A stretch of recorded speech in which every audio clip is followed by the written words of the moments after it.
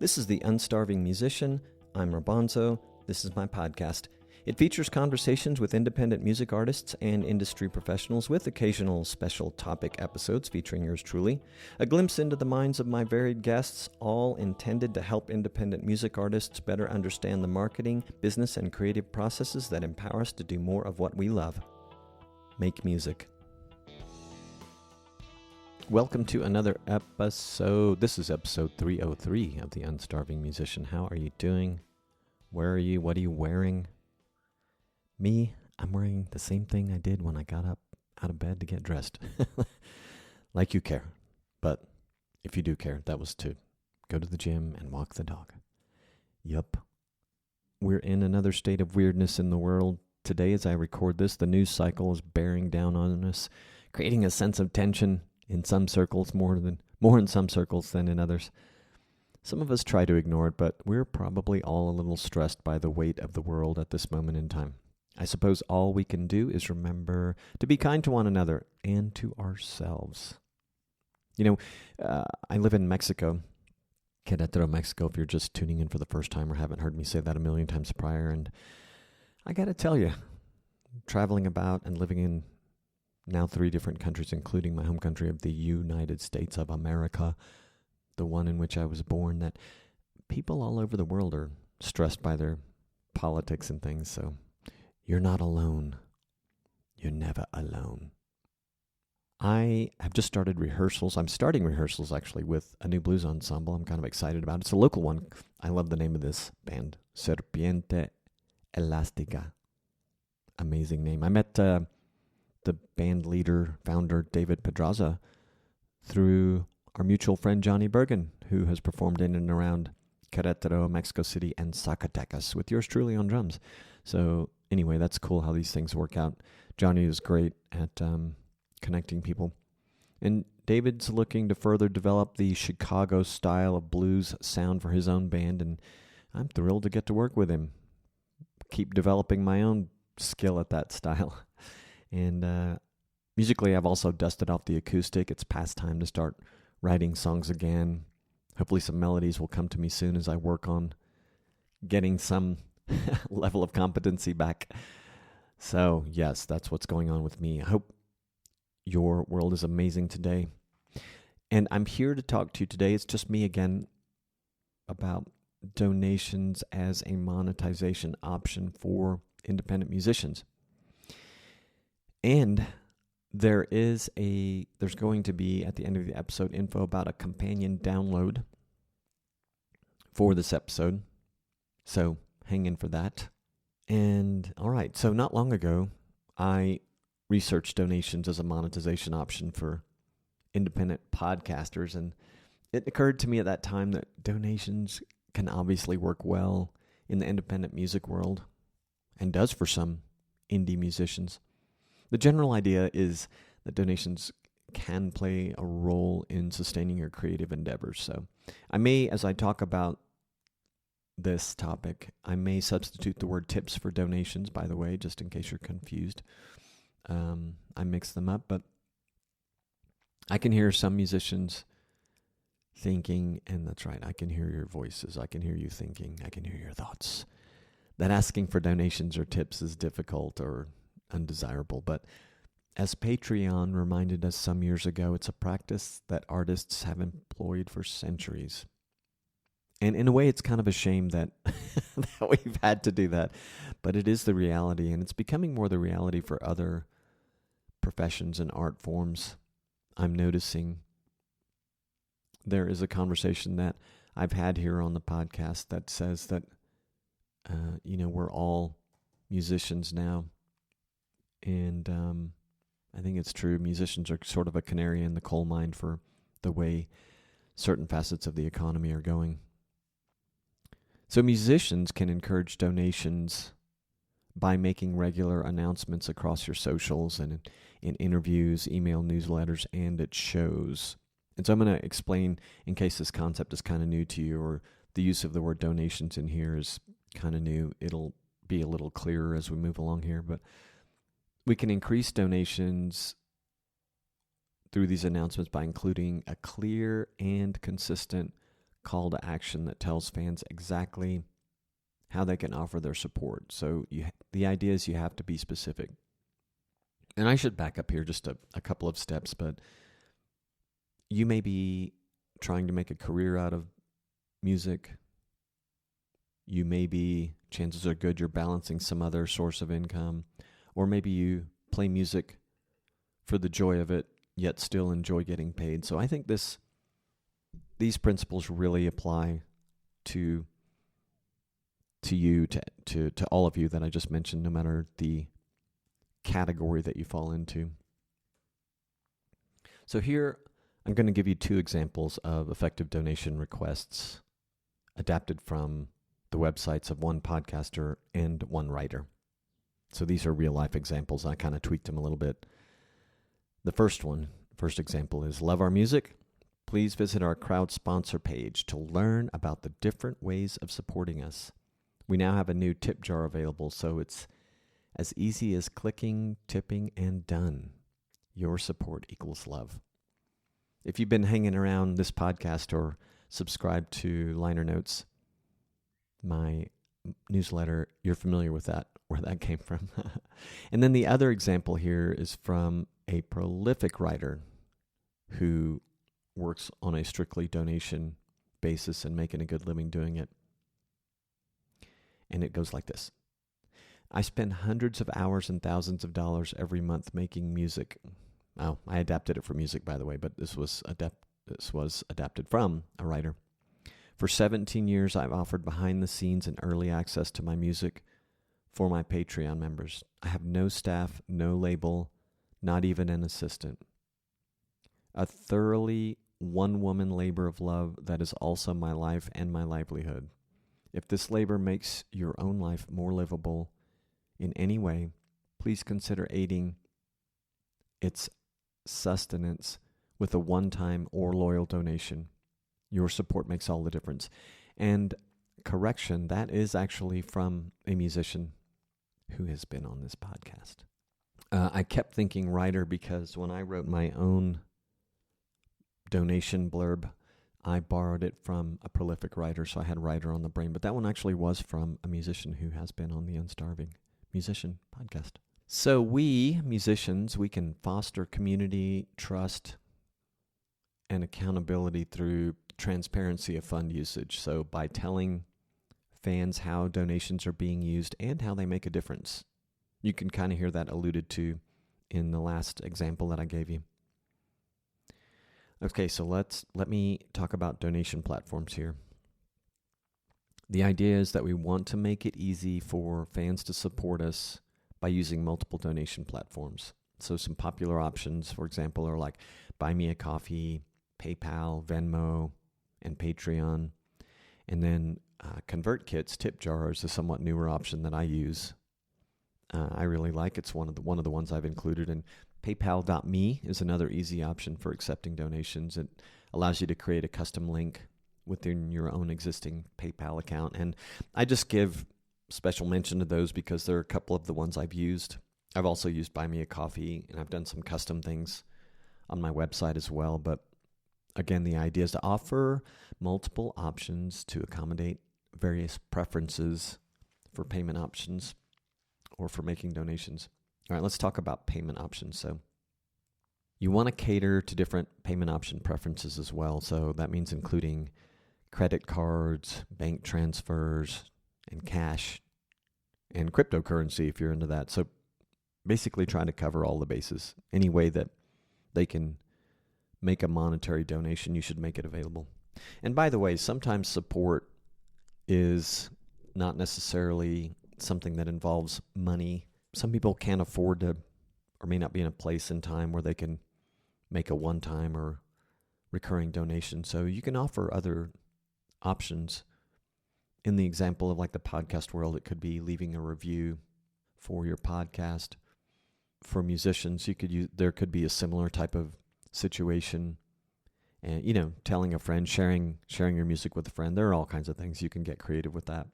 The other thing that you want to do is create a dedicated web page or landing page explaining why donations are vital to your music and how you'll how you'll use the funds, as I mentioned, and how supporters can donate. Just outlining it all right there.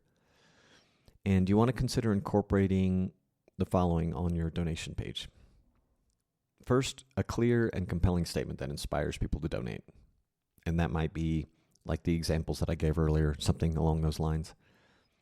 You also want to have a visible donation form above the fold. So that means that people don't have to scroll to see that. That's above the fold in the web design world. You want to have easy payment options through like Stripe or PayPal. We talked about that. Should be there right there on your page that options are available. And I mean, those both will provide credit card options or the PayPal sort of thing and all those other ones that I mentioned earlier.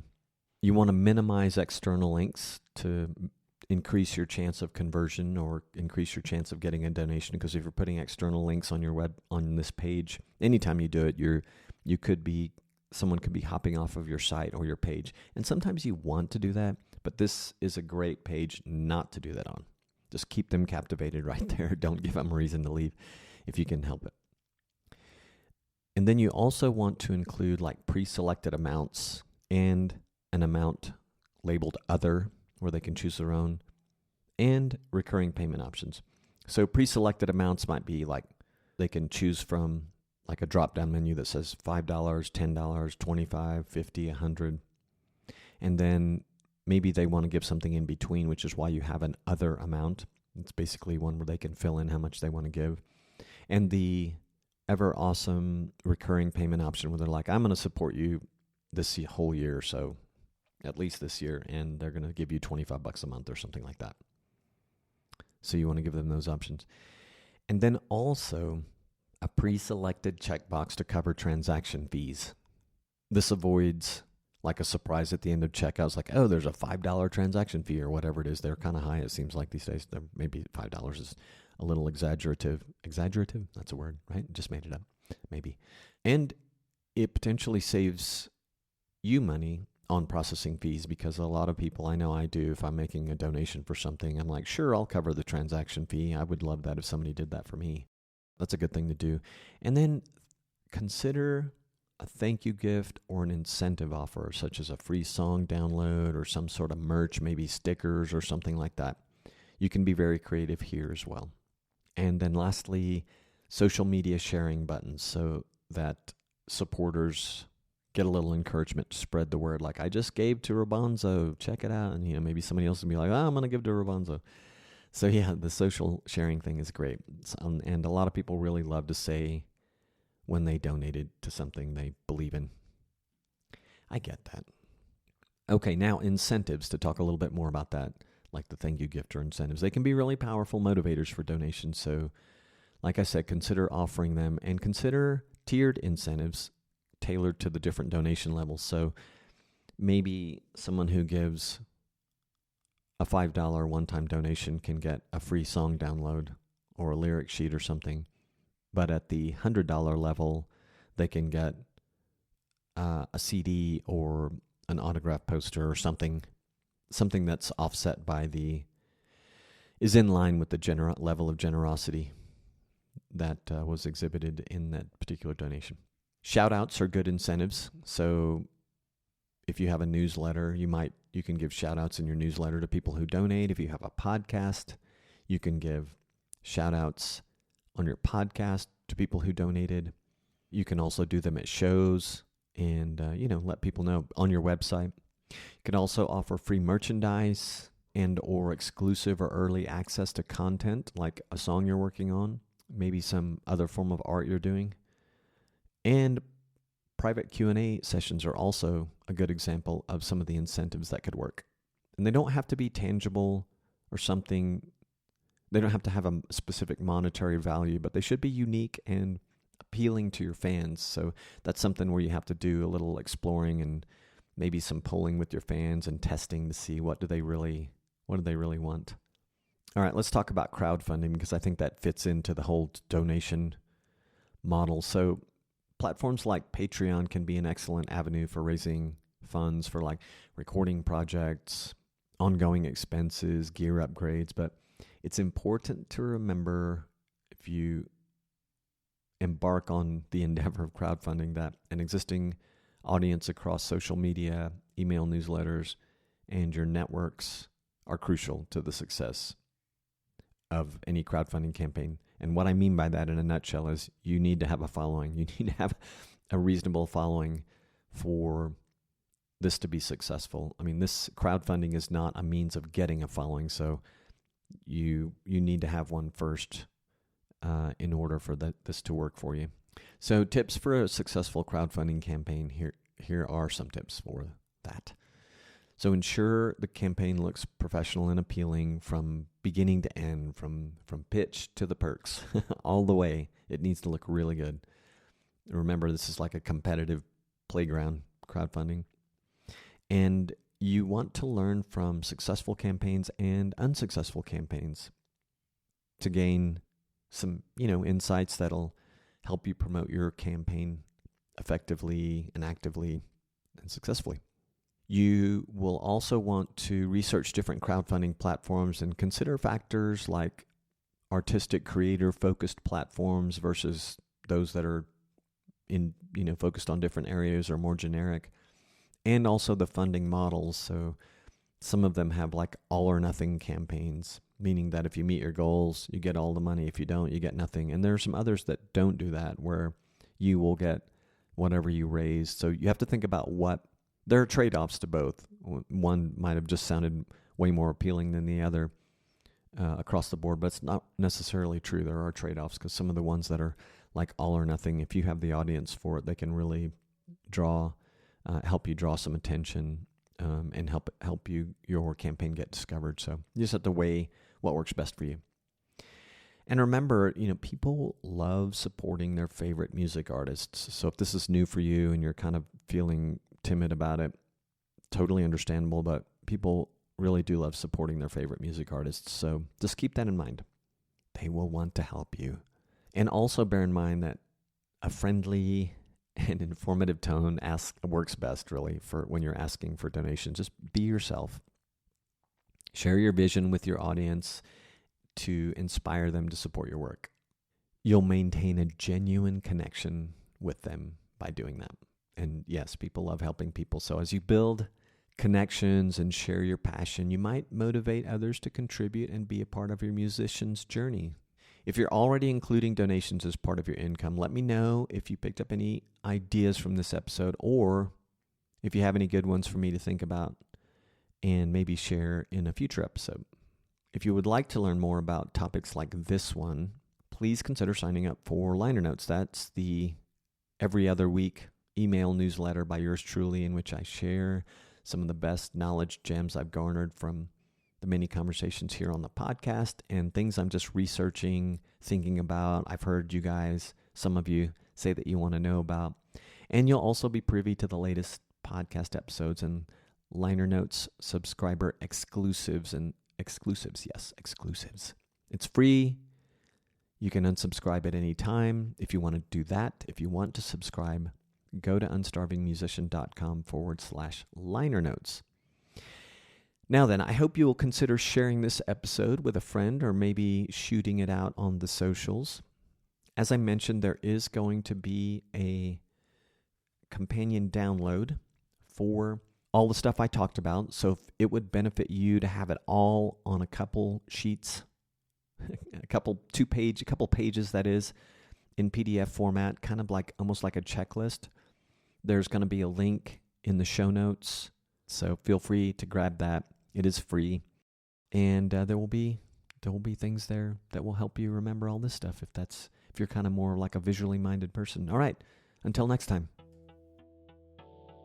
If you do not yet have a website for your music, check out Bandzoogle. It was created to help musicians and bands build their website and manage direct-to-fan marketing and sales. Bandzoogle has amazing design options, a commission-free store to sell music, merch, tickets, and more, plus tools that can capture detailed fan data for you. Try it free at bandzoogle.com. Use the promo code ROBONZO, ROBONZO, to get 15% off your first year. Thank you for listening. You can leave us feedback, questions, comments, complaints at unstarvingmusician.com/feedback. If you enjoyed this podcast, please follow us on Apple Podcasts, Spotify, or wherever you listen. If you love this podcast, please visit unstarvingmusician.com/crowd-sponsor to learn about the many ways of showing your love and support. Your support does indeed equal love. The series music you heard in this episode is New Gods Part 2 by yours truly. Find links for all the places to hear the full version with vocals by yours truly at rabonzo.com. Find links for all the people and things talked about in this episode at unstarvingmusician.com. Peace, love, and a whole lot of gratitude.